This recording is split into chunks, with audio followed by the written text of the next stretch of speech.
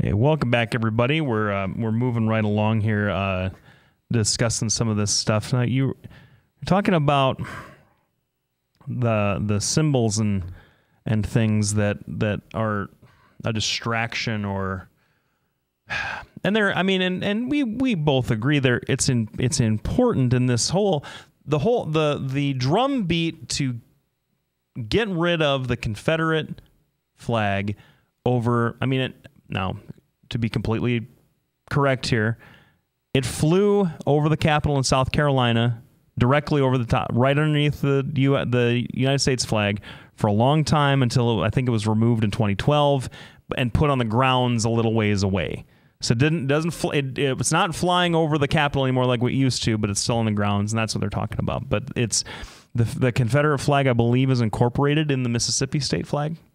There, I think it's stars and bars and then other stuff in the same flag, and so it's still very much a thing. And it is it's this symbol, and that has been criticized as being insensitive and sort of symbolizing a racist history for a very long time. This shooting kind of crystallized it for everybody, I guess, and made it easier for a governor like Nikki Haley in South Carolina to call for it to be taken down. But I guess the question that I'd ask, especially the folks on our Facebook page that sort of wanted to, who were kind of going back and forth with me, saying, well, it's this symbol, especially the guy that talked about how it's just like Coca-Cola. You know, why do you get so bent out of shape? I mean, Coca-Cola, the flag didn't literally do anything. Well, of course not. No one's saying that. Yep. That's a weird thing to say. But it's the problem is, for me, the Confederate flag issue, however you want to look at it, is a distraction from the real issue. The real issue is racism still exists. Yeah.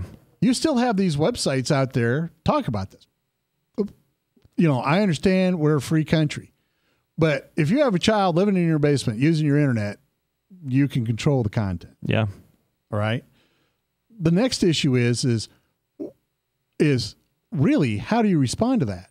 I think the people of that parish, being Catholic, it's always a parish. Mm-hmm. People of that parish responded in the only way that they could that was going to be positive.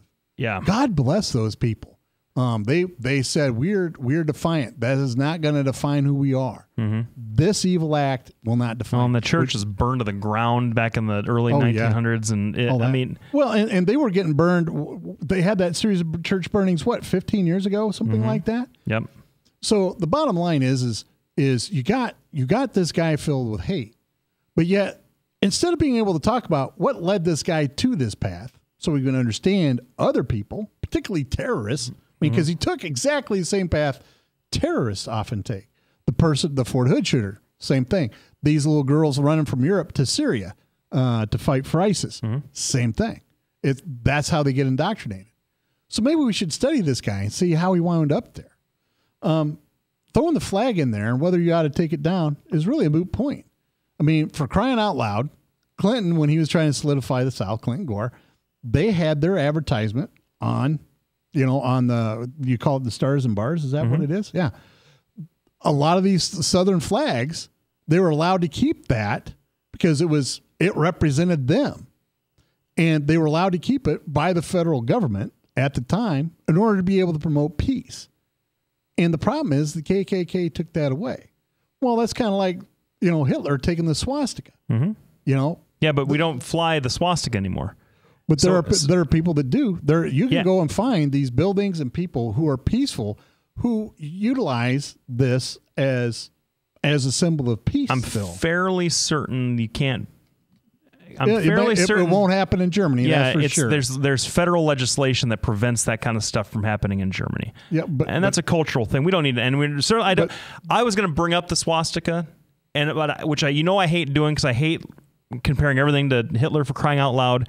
But it is appropriate because I do feel like I'm a German. I'm of German ancestry.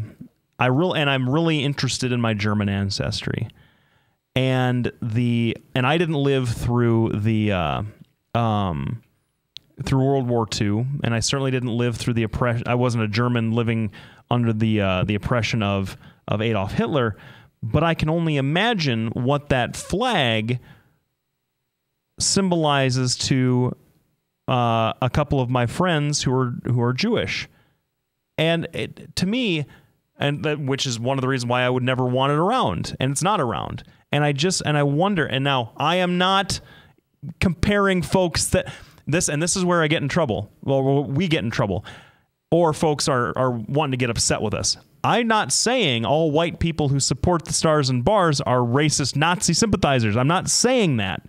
I'm asking, where's the disconnect, especially with the folks that vote Republican? I'm interested in this because the South is heavily Republican. The Republican Party is the party of Lincoln. How are these folks that vote Republican consistently, that want to tap into that history of Abraham Lincoln, turn around in the same breath and say, well, this is my cultural heritage, this Confederate rebel flag that Lincoln crushed? Where does that, there's a disconnect that you... Well, because to them, I saw this study, and I've been trying to find it, and I can't find it again, but I'm sure this is what it said. That if you look at the people that have an unfavorable view of the Stars and Bars, it's 40% of blacks have an unfavorable view of that flag. What that means is 60% either are neutral and don't care, or they have a favorable view. Well, to me, that's a giant disconnect in the black community. Or is it? Is it a disconnect? Because symbols can mean different things. Keep in mind, the South has a proud tradition. Even though it was upheld by slavery in a lot of ways, most whites in the South didn't own slaves. Doesn't matter. Most of them didn't. Their politics, right? They had taken the economic issue. That's what it became for them. And in a lot of ways, they were tired of the federal government talking about states' rights. I don't think it's a disconnect. I think it's something that they say, well, hold on. We're not going to allow people like the KKK to usurp a symbol that for us is meaningful. Now, you want to talk about a disconnect.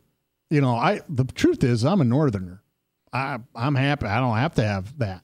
Mm-hmm. But I know I have friends and family in the South where they look at that and they go, that's our symbol of pride. This is where we were at our zenith. And yeah, we got beat. And yeah, there's a lot of things that go along with it that aren't very good. But the bottom line is this is what we look at. Now, I burned up that segment. So we're going to come back, keep talking a little bit about the flag. Then we're going to get to that wag the dog segment because, the truth is the TPP passed, and we'll talk about that. And I think this whole Confederate flag thing, that was easy for me to say. This whole Confederate flag thing, I think, is just something to throw everybody off what the real issues before America are today. We'll be back right after this break. Thanks, everybody, for tuning in.